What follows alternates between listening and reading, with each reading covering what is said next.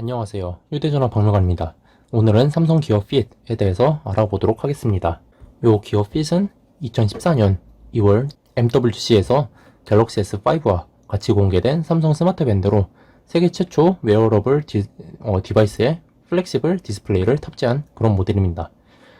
안에는 코텍스 M4 180MHz 마이크로 일렉트로닉스사의 MCU가 들어가 있고, 요 코텍스 A나 X는 아마 많이 들어보셨을 텐데 M은 처음 들어보신 분들이 있을 겁니다.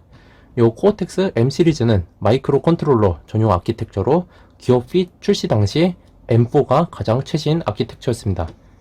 안에는 16MB 램, 그리고 요게 1.84인치 128 곱하기 432 픽셀로 되어 있고, PPI는 245 PPI입니다. 그리고 요 서브 픽셀 방식은 S 스트리프 RGB 서브 픽셀로 갤럭시 노트 2 이후에 삼성에서 사용하는 그런 서브 픽셀 방식인데, 요 서브 픽셀은 주로 태블릿이나 스마트워치에 주로 사용이 되고 있습니다. 태블릿은 10인치 이상 대형 태블릿에 사용이 되고 있고, 안에는 210mAh 배터리로 삼성전자에서 주장하기로는 평균 3에서 4일, 최대 5일까지 사용이 가능하다고 합니다. 당연히 요거는 셀룰러 네트워크는 당연히 없고, 같이 공개된 기어2와 달리 와이파이나 카메라, 그리고 리모컨용 IR LED도 탑재가 되어 있지 않습니다. 단지 휴대폰과 연결을 위한 블루투스 4.0만 탑재가 되어 있고, 안에 소프트웨어도 기어2와는 다르게 타이젠이나 안드로이드 그런 운영체제가 아닌 리얼타임 OS라고 인베디드 장치에 많이 사용되는 운영체제를 탑재하고 있습니다.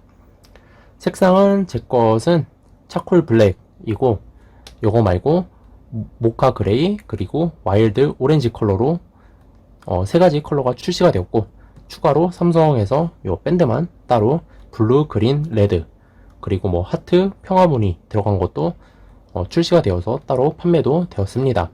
IP67 등급의 방수 방진, 그리고 심장 박동수 센서가 이렇게 탑재가 되어 있습니다. 그리고 무게는 27g으로 매우 가벼운 편입니다. 그래서 가끔 끼고 있어도 끼고 있는 것을 망각을 할 때가 있습니다.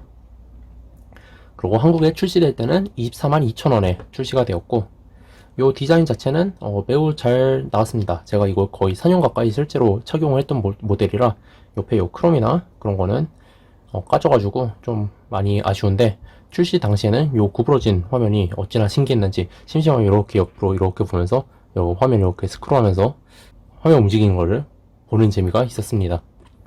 그리고 저 같은 경우는 요게 방수 방진이 되기 때문에 샤워할 때도 그냥 이거 착용하고선 사용하라고, 그러니까 한 3년 정도 쓰니까 요 스트랩이 요 사가가지고 요 곱창난 거 보이시죠? 이렇게 곱창이 나가지고 제가 강력 적착제로 일단 붙여놓긴 했는데, 그래서 요걸 말고 요거 중국에서 알리익스프레스에서 저렴하게 구해서 지금은 요거를 착용하고 있습니다. 그래서 정품이랑 보면은, 정품은 여기 기어핏이라고 대문짝만하게 써놓고, 여기 버클에도 삼성 로고로 메탈로 만들어져 있는데, 요거는 그냥 플라스틱 그냥 생만 입혀놓고 기어핏 그런 거는 없고 그냥 단순하게 되어 있는 모습입니다. 그리고 요 스트랩이 원래 요게 없이 그냥 이렇게만 출시가 된 건데, 요게 단순히 그냥 홀에 마찰력으로 고정이 되는 방식이다 보니까 들고선 다니다가 어디 딱 걸리면은 그냥 풀려버려서 떨어지는 그런 불상사가 몇 번 있었습니다. 그래서 한 번은 버스에서 벨을 누르려고 하다가 요게 풀려버린 적이 있어가지고, 그래서 알리익스프레스에서 요 스트랩을 살 때 요것도 같이 구입을 했는데 요게 거의 필수라고 생각이 듭니다. 그래서 요걸로 이렇게 한 다음에 이렇게 고정을 시켜 놓으면은 요게 풀리더라도 요게 손목에서 빠져가지고 도망갈 일은 없다고 보면 되죠. 진짜 이걸 보면은 추후에 나온 갤럭시 핏 스트랩이 얼마나 잘 만들어졌는지 다시금 느끼게 됩니다. 그래서 어쨌든 지금은 샤워나 세수, 설거지를 할 때는 요 밴드를 무조건 풀고선 사용을 하고 있고, 뒤에 보면은 여기 충전 단자도 이렇게 있는데, 충전은 요 작은 조만한 도구로 마이크로 핀으로 충전이 되는데 딱 봐도 뭔가 잃어버리기 쉽게 생겼죠. 예, 실제로 잃어버리기 쉽습니다. 저도 한번 잃어버려가지고 삼성에서 구입하니까 9,000원인가 12,000원인가 꽤나 비싸게 주고 구입을 했었는데 꽤 비쌉니다. 요 조만한 플라스틱 조가리. 그러고 요거 충전할 때는 최대 5V에 0.1A로 0.5W로 충전이 되고 0%에서 100%까지 완충하는 데는 정확히 2시간이 걸립니다. 이거는 제가 측정을 계속 했는데 꾸준하게 2시간이 걸립니다. 그리고 여기 오른쪽에 전원 및 홈 버튼이 있고 이 홈 버튼을 누르면은 시계화면 또는 홈화면으로 바로 가지는 거고 이 홈 버튼에 또 문제가 제가 오래 쓰다 보니까 이 홈 버튼이 지금 거의 눌리는 게 느낌이 안 나는 그런 정도로 함몰이 되는데 모든 기능이 다 홈 버튼으로 작동을 되다 보니까 함몰이 좀 쉽게 되지 않나 라는 생각이 듭니다. 그리고 요거 자체도 요게 마찰력으로 이게 딱 고정이 되는 방식이다 보니까 오래 써서 요게 좋을 건 없어 보입니다. 물리적으로 고정이 되는 거니까. 뭐 어찌됐든 아무 화면에서 두 손가락으로 두 번 탭을 하면은 이렇게 블루투스 연결, 그리고 배터리 잔량, 그리고 화면 밝기가 이렇게 나옵니다. 요 가끔 잘 안 될 때가 있는데, 그리고 요 화면 밝기에서는 1에서 최대 6, 아웃 야외 모드까지 적용이 가능하고, 저는 보통 2에다 놔두고 사용을 하는데 지금 촬영 때문에 3으로 좀 더 밝게 잘 찍히기 위해서 3으로 놔두고 있고, 요 기능은 같이 출시된 기어2에도 있는 똑같은 기능인데, 기어2에는 두 손가락으로 길게 누르면은 최근 앱 그 목록이 안드로이드 아이스크림 샌드위치 이후처럼 그 최근 앱 그게 나왔는데, 요거는 사용할 수 있는 앱이 정해져 있고 램도 작다 보니까 그런 기능은 없습니다. 뭐 저는 그리고 이제 여기 보면은 이렇게 여기서 사용할 수 있는 모든 앱이 이렇게 나와 있고, 저 같은 경우는 사용성별로 구분을 해서 페이지를 만들어 놨는데, 첫 번째 페이지 같은 경우는 핸드폰이랑 연결되어 있을 때 제 기능을 하는 앱으로 알림 가면은 이렇게 알림이 와 있죠. 이 알림 같은 경우는 지금 메시지 2개, 부재중 전화 하나, 카카오톡 96, 그리고 인스타그램 하나, 이렇게 해서 총 100개의 알림이 와 있는데, 여기서 문제가 알림이 만약 하나 더 온다고 칩시다. 이렇게 메시지가 하나가 더 오면은 카카오톡이 96에서 95로 줄고 메시지가 3개로 들어서 최대 알림은 100개까지 여기서 저장이 되고, 100개 이후에는 이제 하나씩 가장 먼저 온 것부터 삭제가 되는 그런 방식입니다. 그리고 뭐 알림 같은 경우는 여기 눌러가지고 뭐 디바이스로 바로 본다거나 아니면 삭제를 한다거나 아니면 두 번 눌러서 크기를 줄이거나 키울 수 있고, 좀 긴 텍스트가 있을 수가 있죠. 뭐 이런 식으로 좀 긴 텍스트는 중간에 끊겨서 더 이상 보려면은 모바일에서 확인을 하라 라는 안내가 뜹니다. 그리고 이렇게 세로로 조그맣게 읽기 힘들 수가 있죠. 그러면 이거 누르면은 가로로 이렇게 해서 좀 더 읽기 편하게 사용이 가능합니다. 여기서도 두 번 눌러서 글자를 키우고 줄일 수도 있죠. 그리고 뭐 메시지 같은 경우는 여기서 디바이스 보기 삭제 말고 빠른 답장이라고 해서 여기서 기어 매니저에서 설정한 빠른 답장 기능을 사용도 할 수 있습니다. 이 빠른 답장은 메시지랑 이메일 앱에서 사용 가능하고, 그리고 부재중 전화 그렇게 3개에서 사용 가능하고, 그 외에는 사용이 안 되는 걸로 알고 있습니다. 그리고 미디어 컨트롤러는 그냥 평범한 미디어 컨트롤러죠. 그래서 음악이든 유튜브는 보고 있으면 이걸로 볼륨 조절부터 이전 다음 그리고 재생 일시정지까지 가능하고, 내 디바이스 찾기는 그냥 평범한 내 디바이스 찾기입니다. 이렇게. 그리고 이제 두 번째 페이지 가면은 설정이랑 앱 커넥터, 이거는 이따가 볼게요. 세 번째 페이지로 가면은 타이머, 스톱워치, 수면, 이렇게 시계 관련 앱들을 제가 모아놨는데, 타이머를 가면은 이런 식으로 타이머가 돼서 최대 99분 59초까지 가능하고, 저는 라면 끓일 때 유용하게 사용을 했습니다. 그래서 뭐 예를 들어서 5초만 4초만 한다고 하면은 이렇게 밑에 이렇게 내려가서 진동으로 이렇게 알려줍니다. 그래서 멈추고, 스톱워치 같은 경우는 이렇게 돼가지고 랩 기능이 이렇게 있고, 그리고 일시정지하면은 총 기록을 여기서 한 번에 다 볼 수가 있습니다. 이렇게. 그리고 수면에 가면은 요거 같은 경우는 수면 측정을 수동으로 시작을 하고 끝내야 됩니다. 그래서 언제부터 언제까지 잤는지, 그리고 얼마나 움직임이 적은지에 대해서 측정을 해주고, 다만 요거는 수면 측정 기술은 제 기준으로 1세대 모델이다 보니까 뭐 심박수 측정을 같이 하거나 뭐 그런 건 아니고, 단순히 움직임이 얼마고 실제 수면 시간은 얼마인지, 소비한 칼로리는 얼마인지 측정을 하게 됩니다. 그래서 기록에 가면은 뭐 대충 요 수동 측정의 문제가 또 이거죠.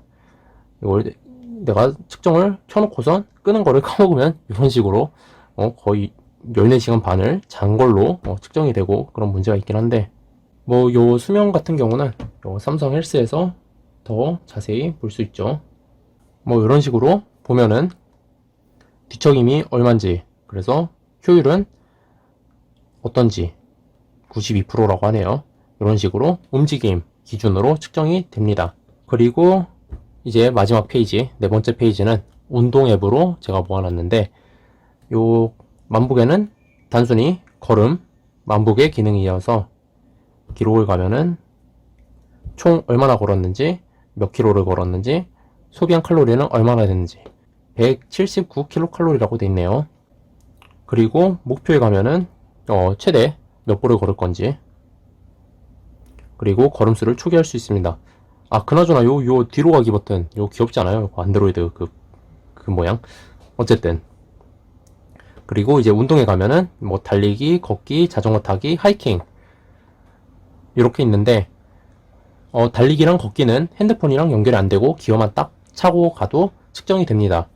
하지만 사이클링이랑 하이킹은 핸드폰과 연결이 되어 있어야 합니다. 왜냐면은 GPS가 필요하기 때문에, 사이클링 같은 경우는 정확한 속도를 위해, 하이킹 같은 경우는 정확한 고도를 위해 GPS가 필요해서 달리기, 걷기와 다르게 요 핸드폰과 항상 연결이 되어 있어야 되고, 달리기 같은 경우는 여기서 기록을 본다거나 아니면 목표를 거리, 시간, 소비한 칼로리로 해가지고 목표를 설정해서 그 목표에 도달할 때까지 한다거나, 아니면은 코칭 해가지고 운동 효과를 저강도, 중강도, 중고강도까지 내가 나눠가지고 달리기를 시작을 하면은 이제 시계가 이제 알려주는 거죠. 더 빨리 뛰어라, 아니면 좀 천천히 뛰어라. 그래서 최대 심박수도 자동으로 할지 아니면 수동으로 내가 이거 이상 되면은 천천히 쉬라고 알려주지, 뭐 그런 식으로 조정도 가능하고, 그리고 여기서 심박수를 킬 건지 끌 건지에 대한 옵션도 가능한데, 코칭을 사용하기 위해서는 심박수가 필수이기 때문에 요 심박수 기능은 회색으로 표시가 되어 있습니다. 걷기, 사이클링, 하이킹도 달리기랑 똑같은데 다만 요 코칭 기능이 빠져 있는 것 뿐이고,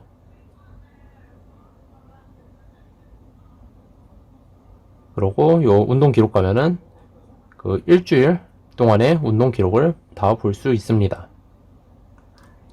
그리고 심박수 같은 경우는 그냥 단순하게 심박수를 측정하는 앱이어서 뭐 여기서 심박수를 바로 측정을 한다거나,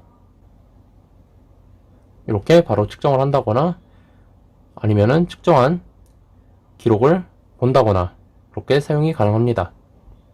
그리고 이제 아까 건너뛴 두 번째 페이지에 앱 커넥트랑 설정에 대해서 한번 볼게요. 우선 앱 커넥트를 가면은 제가 기어핏 매니저 설명할 때 그 앱을 여기서 볼 수 있다고 했는데, 그 중에 두 가지 앱을 다운을 받아봤습니다. 하나는 퀵 세팅인데, 요 퀵 세팅은 요 갤럭시 핸드폰에 요 세팅을, 배터리 퍼센트나 그런 설정을 바로 여기서 조절도 가능하고, 그래서 요 보면은 예를 들어서 지금은 무음 모드인데 누르면은 바로 띵동 하면서 이제 무음 모드가 풀린 것을 볼 수가 있죠. 소리로 돼 있죠. 그래서 한번 다 누르면은 진동, 다시 무음, 이런 식으로 간단하게 설정이 가능하고, 손전등을 사용할 때는 요거 누르면은 손전등으로 바로 갈 수 있는데, 요 기기는 손전등이 없기 때문에 손전등 사용이 불가능하다고 이렇게 뜹니다. 그래서 만약에 요게 손전등이 LED가 있는 그런 핸드폰이면은 요걸로 바로 손전등도 켤 수 있는 거죠.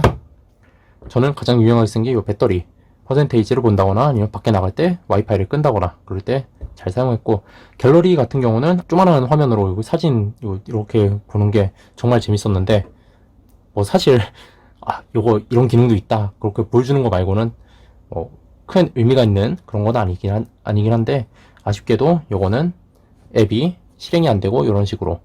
이것도 기어핏 매니저 편에서 이야기를 했지만, 요거를 지원하는 기기가 아닌 거에서 강제로 설치를 하다 보니까 이런 문제가 생기는 것 같습니다. 뭐 예전에는 여기서 계산기도 있고, 여기서 계산기 이렇게 5개씩 2개 하고, 여기 플러스 마이너스 그 사칙 현상이 있어. 이렇게 조그맣게 눌러가지고 계산도 하고 캘린더도 보고 뭐 그런 것도 있었는데, 그런 앱은 이제 다 내려갔더라고요.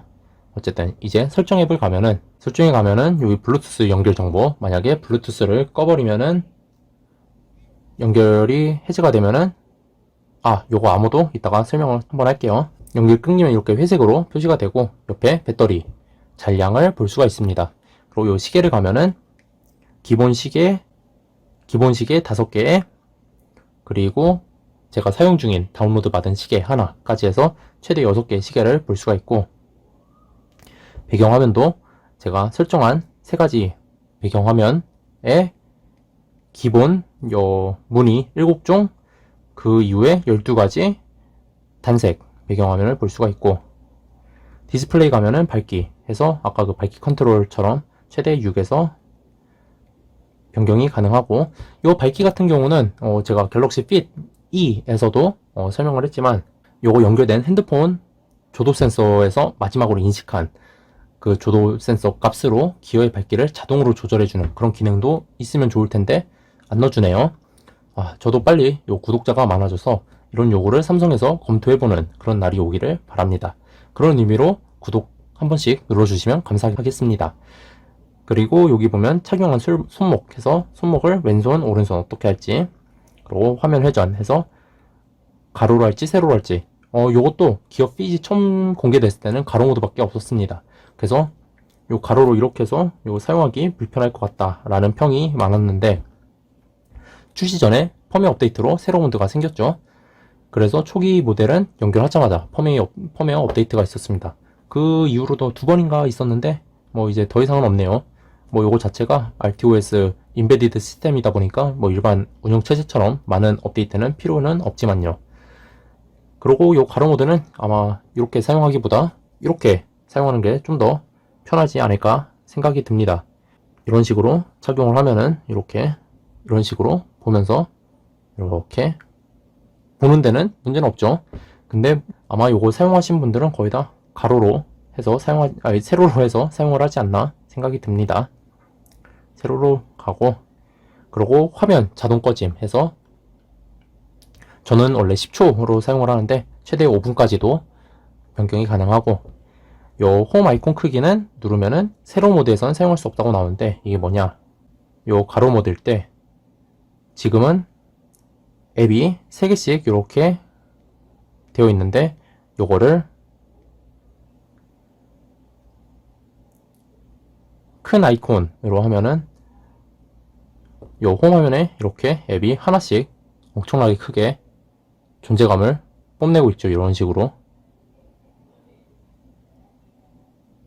근데 요거 자체가 뭐 굳이 가로로 쓸 일이 없다 보니까 세로로 바꾸고, 그리고 요 글자 크기 하면은 작게 크게 설정이 가능한데, 요 글자 크기는 알림 크기만 설정이 가능합니다. 그래서 예를 들어서 알림 보면 지금 글자 크기가 크죠. 여기서 2번 누르면 작아지고, 근데 만약에 글자 크기를 작게 해놓으면은 갔을 때 작은 상태죠. 그리고 2번 눌렀을 때 커집니다.